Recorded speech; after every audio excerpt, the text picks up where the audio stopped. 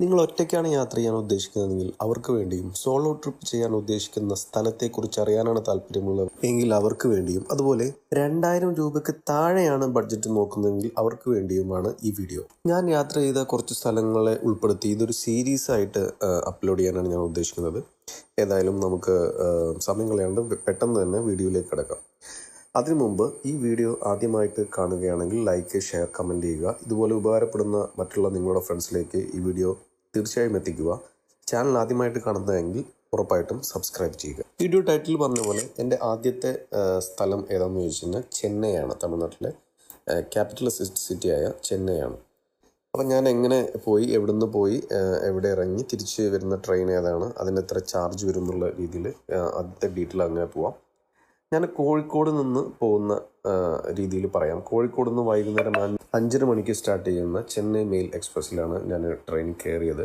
അത് ഒരു രാത്രി യാത്രയ്ക്ക് ശേഷം രാവിലെ 8 മണിക്ക് MGR സെൻട്രൽ സ്റ്റേഷനിൽ എത്തും. അതുപോലെ തിരിച്ചു വന്നത് ഞാൻ 10:30 കോയമ്പത്തൂരിൽ നിന്ന് തിരിച്ചു കയറി കോഴിക്കോട് ഒരു ഉച്ചയോടെ എത്തുന്ന രീതിയിലാണ് പ്ലാൻ ചെയ്യുന്നത്. അപ്പോൾ നിങ്ങൾക്ക് നിങ്ങളുടെ നമ്മുടെ where is my train app വഴിയോ അല്ലെങ്കിൽ ടിക്കറ്റ് ബുക്ക് ചെയ്യുന്ന മറ്റുള്ള ആപ്പ് വഴി IRCTS ആപ്പ് വഴിയൊക്കെ നോക്കിയിട്ട് എങ്ങനെയാണ് കംഫർട്ടബിൾ ആയിട്ടുള്ള ടൈമും ട്രെയിനും സെലക്ട് ചെയ്ത് അങ്ങനെ പ്ലാൻ ചെയ്യാവുന്നതാണ്. ഏകദേശം റേഞ്ച് ഞാൻ പറയാം. സ്ലീപ്പറാണ് നിങ്ങൾ ബുക്ക് ചെയ്യുന്നതെങ്കിൽ ഏകദേശം ഒരു 400-430 റേഞ്ചിലായിരിക്കും. അത് 2 സീറ്റ് ഉള്ള ട്രെയിനാണ് ബുക്ക് ചെയ്യുന്നതെങ്കിൽ ഒരു 280, 280 റേഞ്ചിൽ കിട്ടും. ജനറലാണ് പോകുന്നതെങ്കിൽ 200-220 റേഞ്ചിലും നിങ്ങൾക്ക് വൺ സൈഡ് ടിക്കറ്റ് ബുക്ക് ചെയ്യാം. അപ്പോൾ ജനറലാണെങ്കിൽ ഒരു 500 രൂപക്കുള്ളിലും, സ്ലീപ്പർ ആണെങ്കിൽ ഒരു 800 രൂപക്കുള്ളിലും, 800-850 രൂപക്കുള്ളിലും. ഇനി 2 സീറ്റാണ് നിങ്ങൾ ബുക്ക് ചെയ്യുന്നതെങ്കിൽ ഒരു 460-500 രൂപ റേഞ്ചിൻ്റെ ഉള്ളിൽ മാത്രമേ നിങ്ങൾക്ക് കിട്ടൂ. ഇനി ചെന്നൈയിൽ എത്തിക്കഴിഞ്ഞാൽ നിങ്ങൾക്ക് ഏകദേശം അവിടെ നിന്ന് തന്നെ ഫ്രഷപ്പ് ചെയ്യാനുള്ള, നമ്മൾ റെയിൽവേ സ്റ്റേഷനിൽ തന്നെ അവിടെ എല്ലാ സൗകര്യങ്ങളോടുള്ള റെയിൽവേ സ്റ്റേഷനാണ് MGR സെൻട്രൽ റെയിൽവേ സ്റ്റേഷൻ.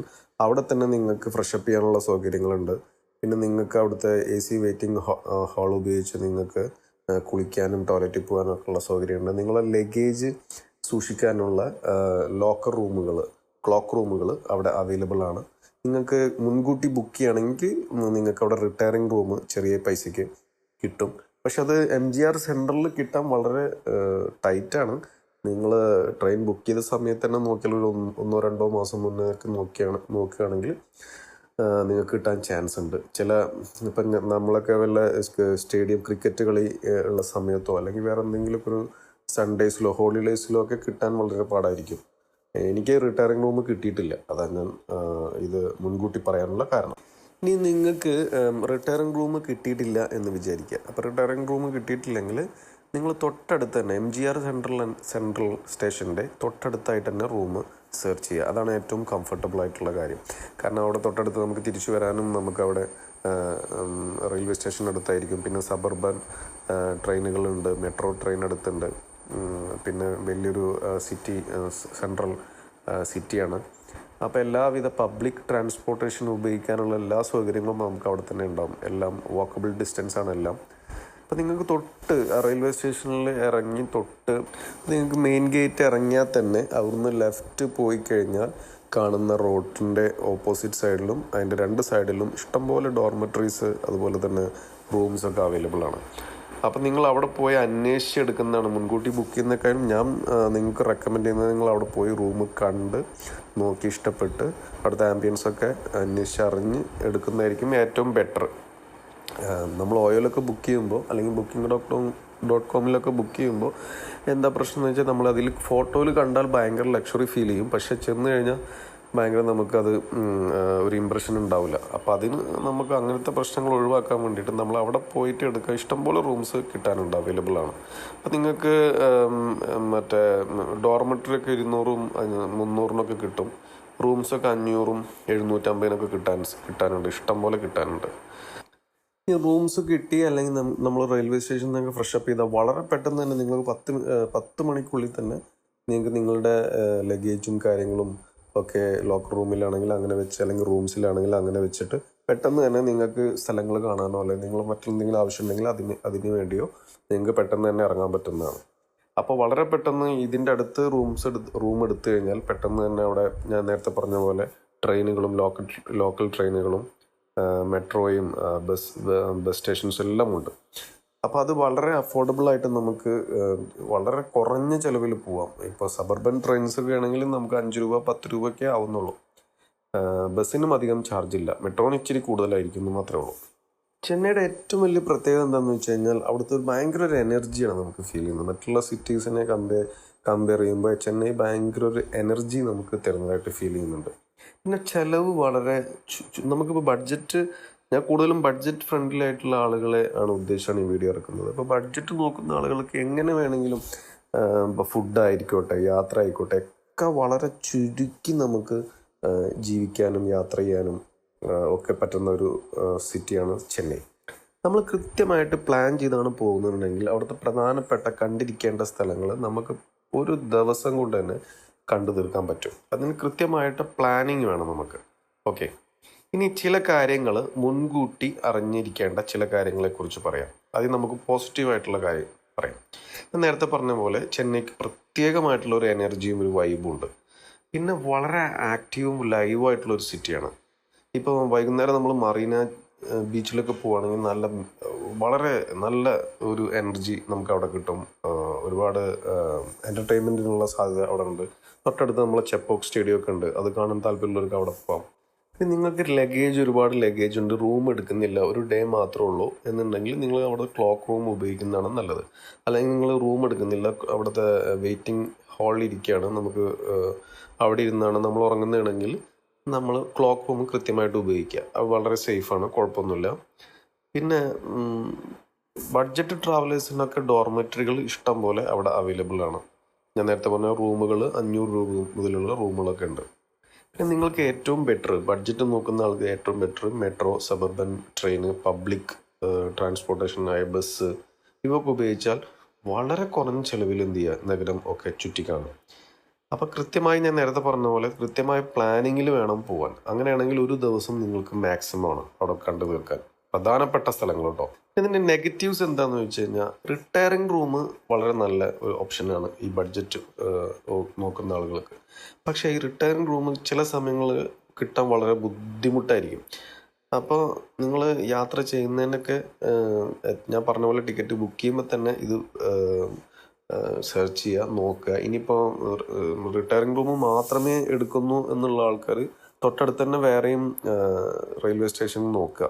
ചെന്നൈയിൽ തന്നെ വേറെ റെയിൽവേ സ്റ്റേഷൻ അവിടെയൊക്കെ ചിലപ്പോൾ അവൈലബിൾ ആയിരിക്കും. കുറച്ച് ദൂരമുണ്ട്. അപ്പോൾ നമ്മൾ അങ്ങനെ റിട്ടയറിംഗ് റൂം തന്നെ വേണമെന്നുള്ളവർക്ക് അങ്ങനെ നോക്കാം. പിന്നെ ശ്രദ്ധിക്കാനുള്ള കാര്യം എന്താണെന്ന് വെച്ച് കഴിഞ്ഞാൽ ഭക്ഷണ കാര്യത്തിൽ നിങ്ങൾ പ്ലാനിങ് ഇല്ലെങ്കിൽ ചിലവ് നിങ്ങൾ പ്രതീക്ഷിച്ചതിനേക്കാൾ കൂടും. ബഡ്ജറ്റ് നോക്കുന്നവർ ലോക്കൽ റെസ്റ്റോറൻറ്റ്സും സാധാരണ ശാലകളും തിരഞ്ഞെടുക്കുന്നതാണ് ഏറ്റവും ബെറ്റർ. അതുപോലെ തന്നെ നിങ്ങൾ ടാക്സി, ഓട്ടോ എന്നിവയാണ് എടുക്കാൻ ഉദ്ദേശിക്കുന്നത്, നിങ്ങൾ ചിലവ് പെട്ടെന്ന് ഒരുപാട് കൂടും. അപ്പോൾ ഈ ബഡ്ജറ്റ് ട്രാവലേഴ്സിന് പരമാവധി ഞാൻ നേരത്തെ പറഞ്ഞ പോലെ metro, suburban train, public transportation എന്നിവ മാക്സിമം ഉപയോഗിക്കാൻ ശ്രമിക്കുക. പരമാവധി ഈ ടാക്സി, ഓട്ടോ ഒക്കെ ഒഴിവാക്കാൻ ശ്രമിക്കുക. പിന്നെ സ്ഥലങ്ങളൊക്കെ കാണാൻ ഉദ്ദേശിക്കുന്ന ആളുകൾ കുറച്ചും കൂടെ അതിനെക്കുറിച്ച് ഡീറ്റെയിൽ അന്വേഷിക്കുക. കുറേ റിവ്യൂസും കാര്യങ്ങളും യൂട്യൂബേഴ്സിനൊക്കെ ഒന്നുകൂടെ ആ സ്ഥലത്തെക്കുറിച്ചൊക്കെ സെർച്ച് ചെയ്ത് നമുക്ക് അതിനെക്കുറിച്ചൊക്കെ ഒരുപാട് ഡീറ്റെയിൽ കിട്ടും. സോഷ്യൽ മീഡിയ കാണുന്ന എല്ലാ സ്ഥലങ്ങളും അതേ അനുഭവങ്ങൾ നൽകണമെന്നില്ല. അതേക്കുറിച്ച് മുൻകൂട്ടി നമ്മൾ അന്വേഷിച്ച പ്രതീക്ഷകൾ ക്രമീകരിക്കുന്നതാണ് ഏറ്റവും കൂടുതൽ നല്ലത്. അല്ലെങ്കിൽ നമ്മുടെ സമയമില്ലാത്തവരുടെ കാര്യം ഞാൻ പറഞ്ഞു, സമയം ഇപ്പോൾ 1-2 ഡേ മാത്രമുള്ളവർക്കൊക്കെ ആണെങ്കിൽ പ്ലാൻ ചെയ്ത് പോവുക. ഏതൊക്കെ ഇമ്പോർട്ടൻ്റ് ആയിട്ട് കാണാൻ പറ്റുന്ന സ്ഥലങ്ങൾ മാത്രം നമ്മൾ ലിസ്റ്റ് ചെയ്യുക. പിന്നെ ഒറ്റയ്ക്ക് പോകുന്ന ആളുകൾക്ക് കുറച്ച് ടിപ്സ് പറഞ്ഞുതരാം.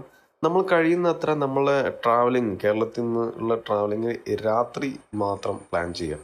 അപ്പോൾ രാത്രി നമ്മൾ ട്രെയിനിൽ യാത്ര ചെയ്താൽ ഒരു ദിവസത്തെ താമസ ചെലവ് അങ്ങനെ തന്നെ ലാഭിക്കാം. പിന്നെ ചെന്നൈയിലെത്തിയാൽ സെൻട്രൽ റെയിൽവേ സ്റ്റേഷൻ്റെ അടുത്ത് ഞാൻ നേരത്തെ പറഞ്ഞ റൂം എടുക്കുക. പിന്നെ അവിടെ നിന്നൊക്കെ നമുക്ക് ഈ പബ്ലിക് ട്രാൻസ്പോർട്ടേഷൻ്റെ ആക്സസ് കിട്ടും. പിന്നെ ഞാൻ നേരത്തെ പറഞ്ഞ പോലത്തെ റൂം അവിടെ എത്തിയതിന് ശേഷം മാത്രം ഒന്ന് കൺഫേം ചെയ്യുന്നതാണ് കൂടുതൽ നല്ലത്. പിന്നെ അവിടെ ലഗേജ് വെക്കാനുള്ള സേഫായിട്ടുള്ള നമ്മുടെ ക്ലോക്ക് റൂംസ് ഉണ്ട്. പിന്നെ ടാക്സി, ഓട്ടോ ഇതൊക്കെ ഒഴിവാക്കുക. പിന്നെ നമ്മുടെ സെൻട്രലിൽ നിന്നും മറീന ബീച്ച്, നമ്മുടെ ബസന്തനഗർ ബീച്ച് കുറച്ച് പോകാനുണ്ട്. അപ്പോൾ അത് ടാക്സി എടുക്കാൻ പബ്ലിക് ട്രാൻസ്പോർട്ടേഷൻ എടുത്തു കഴിഞ്ഞാൽ നമുക്ക് ഒരുപാട് പൈസ ലാഭിക്കാൻ പറ്റും. ഓക്കെ, ഇനി ഞാൻ പോയ സ്ഥലങ്ങളെ കുറിച്ച് പറയാം. ഞാൻ ആദ്യം പോയത് ചെപ്പോക്ക് സ്റ്റേഡിയമാണ്. പിന്നെ ചെന്നൈ എയർപോർട്ടിൻ്റെ സമീപമുള്ള തിരുസുലം ഹിഡൻ ലേക്ക്, അടിപൊളി സ്ഥലമാണ്. അതിനെക്കുറിച്ച് ഞാനൊരു ഷോർട്സ് ഇട്ടിട്ടുണ്ട്. നിങ്ങൾ അതിൻ്റെ ഷോർട്സ് വീഡിയോ സെർച്ച് ചെയ്ത് കാണുക. ഇപ്പോൾ ഇത് പലർക്കും അറിയാത്ത ഒരു ടൂറിസ്റ്റ് സ്പോട്ടൊന്നല്ല, പക്ഷേ നല്ലൊരു ഹിഡൻ സ്പോട്ടാണ്, നല്ല ഭംഗിയുള്ളൊരു സ്ഥലമാണ്. പിന്നെ മറീന ബീച്ച് ഞാൻ നേരത്തെ പറഞ്ഞ പോലെ നല്ലൊരു വൈബുള്ള സ്ഥലമാണ്. പിന്നെ എക്സ്പ്രസ് അവന്യൂ മോൾ, അങ്ങനെ ഷോപ്പിങ്ങൊക്കെ ഇഷ്ടപ്പെട്ടവർക്ക് അങ്ങനെ അതൊരു ഭയങ്കര ഒരു നല്ല സ്ഥലമായിരിക്കും. പിന്നെ AVM സ്റ്റുഡിയോ, ഇതിൽ പോകുമ്പോൾ ഞാൻ പ്രത്യേക കാര്യം പറയാനുള്ളത്, അവിടെ പ്രത്യേകിച്ച് നമുക്ക് ഒരു കാണാനൊന്നുമില്ല. പക്ഷേ ആ ഒരു AVM സ്റ്റുഡിയോക്കൊന്ന് അവിടെ അതിൻ്റെ പരിസരമൊക്കെ കാണണമെന്ന് ആഗ്രഹമുള്ളവർക്ക് അവിടെ ജസ്റ്റ് ഒന്ന് പോയിട്ടൊരു ഫോട്ടോ എടുക്കുക എന്നല്ലാണ്ട് വേറെ നമ്മുടെ ദക്ഷിണേന്ത്യൻ സിനിമയുടെ ഒരു ചരിത്രമായിട്ട് ബന്ധപ്പെട്ട പ്രധാന സ്ഥലങ്ങളിൽ ഒന്നാണ്. എനിക്ക് കാണണമെന്നുണ്ടായിരുന്നു, അങ്ങനെ പോയതാണ്. പ്രത്യേകിച്ച് വേറെ കാണാനൊന്നുമില്ല. പിന്നെ നേരെ നമ്മൾ സിറ്റിയൊക്കെ വിട്ടിട്ട് ഒന്ന് പ്രകൃതിയൊക്കെ ഒന്ന് ആസ്വദിക്കാൻ താല്പര്യമുള്ളവർക്ക് ഗിണ്ടി നാഷണൽ പാർക്ക് നല്ല രസമുള്ള സ്ഥലങ്ങളാണ്. കുറേ മൃഗങ്ങളും കാര്യങ്ങളൊക്കെ ഉണ്ട്. ഒരു ഗ്രീനറി ഒക്കെ ആയിട്ടുള്ളൊരു സ്ഥലമാണ്. പിന്നെ നിങ്ങൾക്കൊരു ലോക്കൽ മാർക്കറ്റൊക്കെ എക്സ്പീരിയൻസ് ചെയ്യണമെങ്കിൽ, ഷോപ്പിംഗ് ഒക്കെ എക്സ്പീരിയൻസ് ചെയ്യണമെങ്കിൽ ടി നഗർ മാർക്കറ്റ് ഭയങ്കര ക്രൗഡായിട്ടുള്ളൊരു സ്ഥലമാണ്, നല്ല രസമുള്ള സ്ഥലമാണ്. അപ്പോൾ ചെന്നൈയുടെ യഥാർത്ഥ വ്യാപാര സംസ്കാരമൊക്കെ അവിടെ കാണാം. അവിടെ നല്ലൊരു ഇഡ്ഡലി കിട്ടുന്ന ഒരു സ്ഥലമൊക്കെ ഉണ്ട്. അപ്പോൾ അവിടെ പോയിട്ട് ഇഡ്ഡലിയൊക്കെ കഴിക്കാം. പിന്നെ ബസന്ത് നഗർ ബീച്ച്, നമ്മുടെ നാടോടിക്കാട്ടൊക്കെ ഷൂട്ട് ചെയ്ത ബീച്ചാണ്. കുറച്ചും കൂടെ മറീന ബീച്ചും കുറച്ചും കൂടെ ഒരു ഡിഫറെൻ്റ് ആയിട്ടുള്ളൊരു ബീച്ചാണ്. നമുക്ക് കുറച്ചും കൂടെ ഒക്കെ ഒരു കുറച്ച് വൈബൊക്കെ സെറ്റ് ചെയ്യാവുന്ന. ഞാൻ കുറച്ച് രാത്രിയാണ് പോയത്, അപ്പോൾ എനിക്ക് അത്ര എൻജോയ് ചെയ്യാൻ പറ്റിയില്ല. അപ്പോൾ ഇത്തരം സ്ഥലങ്ങളൊക്കെയാണ് ഞാൻ പ്രധാനമായിട്ടും കണ്ടത്. ഞാൻ ടാക്സിയോ അല്ലെങ്കിൽ ക്യാബോ ഒന്നും ഉപയോഗിക്കാണ്ട് മെട്രോ, സബർബൻ ട്രെയിൻ, പബ്ലിക് ബസ്സോ ഒക്കെ ഉപയോഗിച്ചാണ് പോയത്. അതുകൊണ്ട് എൻ്റെ യാത്രാ ചെലവ് വളരെ കുറവായിരുന്നു. അപ്പോൾ അതുകൊണ്ട് ഒരു ദിവസം റൂമും ഒരു ദിവസം അവിടെ നമ്മുടെ വെയിറ്റിംഗ് ഏരിയയിലുമാണ് ഞാൻ സ്റ്റേ ചെയ്തത്. അപ്പോൾ അതുകൊണ്ട് എനിക്ക് തന്നെ ഒരു 2000-ന് താഴെയുള്ളൊരു ബഡ്ജറ്റിനുള്ളിൽ പോയി വരാൻ പറ്റി. അപ്പോൾ ഇത്രയുമാണ് എൻ്റെ ഫസ്റ്റ് വീഡിയോയിൽ ചെന്നൈയെക്കുറിച്ച്, സോളോ ബഡ്ജറ്റ് ട്രിപ്പിനെ കുറിച്ച് എനിക്ക് പറയാനുള്ളത്. അപ്പോൾ അടുത്ത എപ്പിസോഡിൽ വേറൊരു സ്ഥലവുമായിട്ട് വീണ്ടും കാണാം. വീഡിയോ ഇഷ്ടപ്പെട്ടെങ്കിൽ ലൈക്ക്, ഷെയർ, കമൻറ്റ്, സബ്സ്ക്രൈബ് ചെയ്യുക. താങ്ക്